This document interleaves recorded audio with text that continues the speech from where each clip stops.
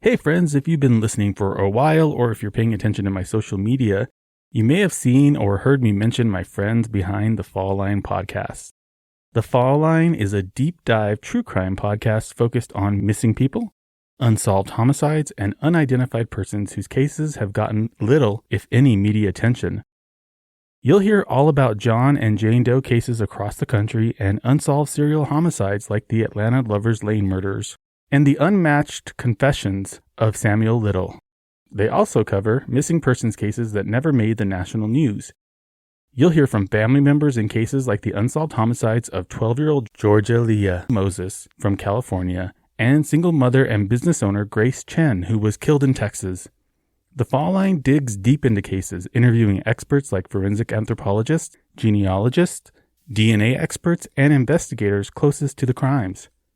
Through narrative storytelling, primary and archival research, and expert and family interviews, the Fall Line introduces listeners to victims and survivors they've never heard of, and explores the reasons why their cases were ignored in the first place. Look for new releases from the Fall Line on Wednesdays wherever you listen to podcasts. Right now, I'm going to play a clip for you from one of the Fall Line's recent episodes. It's from their 2-episode deep dive into the unsolved murder of Moses Williams, a young father from Aiken, South Carolina, who was murdered on Super Bowl Sunday in 2012. Give this clip a listen and you'll soon find out why the Fall Line is one of my favorite true crime podcasts. They put victims first and they care about justice. Be sure to subscribe to the Fall Line on your favorite podcast This app. is part 1 in a 2-part series. This series discusses domestic violence, crime scenes, and murder. Listener discretion is advised. If you're in need of support, please contact the National Domestic Violence Hotline at 1-800-799-SAFE or text START to 88788.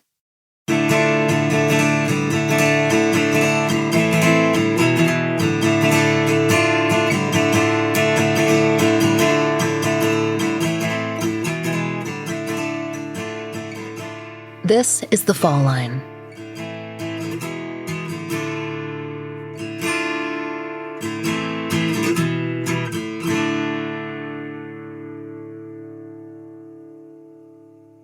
Aiken is a town in western South Carolina, not far from the Georgia line. It's a short drive from Augusta, where Jeanette and Danette Millbrook disappeared in 1990. They're sister cities that share a local news station, WJBF. Aiken, the city, sits in Aiken County, home to Shaw Creek. It's that region where, since the late 1980s, the remains of 4 women have been found. 2, still unidentified to this day, are known as the 1987 and the 1993 Aiken County Jane Does. The others, Jackie Council and Ristine Durden, they were identified years after their deaths. Both identified women who were Georgia residents disappeared in the late 1980s, but it's thought that the other 2 women might not have been tied to the state. Local officials have speculated that a serial killer may have been operating in the area at the time. If so, there's some evidence that he might have been targeting camps of migrant farm workers as well as more permanent local residents. At one time, the 1993 Aiken County Jane Doe was considered a possible match for one of the Millbrook twins, possibly Jeanette, though she could have been either. The process of checking that possible match was complicated by the passing of the local coroner, Tim Carlton, who'd offered to make the comparison. He did indeed seek out DNA analysis for the 1993 Aiken County Jane Doe, but after his death from brain cancer in 2019, communication to and from the office was understandably slowed. However, in 2020, journalist Renetta DeBose of WJBF was able to confirm with the new Aiken County coroner that the work had been done. The Millbrook twins had been ruled out as a match for the 1993 Jane Doe. And, unfortunately, she remains unidentified. The 1987 Jane Doe, of course, falls outside of the time frame of the twins' case, and she too awaits identification. The Shaw Creek victims are hardly the only cold cases in Aiken County, or in the city itself, its most populous area. Aiken isn't big, not compared to Columbia, South Carolina, or even Augusta, Georgia. It only has about 30,000 residents at last count. But there's been a significant spike in violent crime in Aiken, the city and the county, in the last 2 years. But that's not unique to Aiken. There's also been a spike across the state. And based on our interview with Thomas Hargrove from the Murder Accountability Project back in 2021, that's not a problem South Carolina has faced on its own.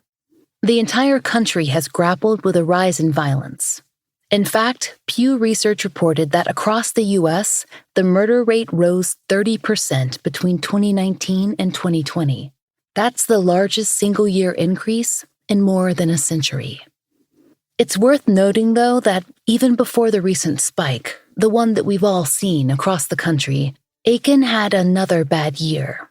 That was back in 2012, when there were 7 murders. That's a high number for Aiken. According to the City of Aiken's own website, the city faced 1 homicide in 2008, and that jump from 1 to 7 in such a short time was a cause for concern and action on the part of city leaders. And one of those 7 homicides was the murder of Moses Williams, Jr. He was just 19 years old in February of 2012. Moses, a young father and recent high school graduate from a large and loving family, was shot on Super Bowl Sunday. He'd been on his way to join his family at a party. He just planned to stop in at his girlfriend's mother's apartment, just for a few minutes. Moses' mother, Timica, was expecting him to pull up in the car that he'd bought with his own money at their family party, to join his sister Vanessa and Timica's husband Benny, the stepfather who'd raised Moses and Vanessa since they were small, to join cousins, uncles, and aunts. They were all expecting Moses, nicknamed Fat Man as a chubby baby, to turn up with a smile, the first great-grandchild of the family, beloved by everyone. Instead, they heard gunshots echoing in the distance. Timica was outside smoking a cigarette when she heard the blasts. Moments later, her phone rang. Someone told her, "You need to get to Han Village. Fat Man's just been shot." Timica couldn't wait for her daughter Vanessa to find the car keys. She broke into a run.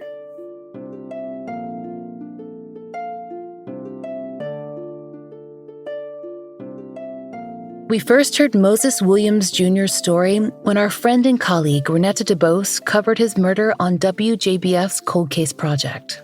With the 10th anniversary of his death coming up this February and his case gone cold, his family worries that each passing month lessens the chance that the person or people responsible for his murder will ever be caught. According to Cold Case Project, Moses was shot while he was sitting in the driver's seat of his car outside an apartment at the Han Village complex in Aiken. He'd come to Han to drop off his girlfriend at her mother's house. They'd been at another family party, and he'd planned to head over to the second to join his mother, but according to Cold Case Project's interview with the Aiken Department of Public Safety, Moses wouldn't make it out of the parking lot. Moses' girlfriend and her sister told police that they heard gunshots as the girlfriend entered their mother's apartment. Both then ran outside and, quote, found Moses Williams sitting slumped over in his car and what appeared to be a gunshot wound to his head. Nearby neighbors there heard the gunshot too, but they also heard someone run by their bedroom window, hop inside a vehicle, and leave the area in a hurry. Rather than wait for an ambulance, Moses' girlfriend told investigators that she managed to move him to the passenger seat so that she could drive him to the hospital herself, in his car. Timica, Moses' mother, saw that car driving away as she arrived, looking for her son.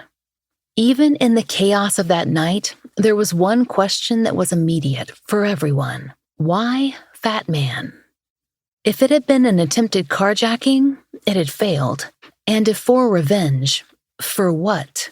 Moses had never been in any trouble. He'd been a talented football player and planned on joining the military. He had no criminal record. Aiken Public Safety noted this in an interview, and he worked 7 days a week. In fact, his mother had to talk him into taking time off just to enjoy the Super Bowl. So why was Moses Williams Jr. one of the 7 murder victims of 2012? It's a question his family has been determined to answer for the past 9 years. And now, as they close in on the 10th, They feel that all the information is readily available, known to enough people in Aiken to make a case. It's just a matter of those who have that information being willing to speak it.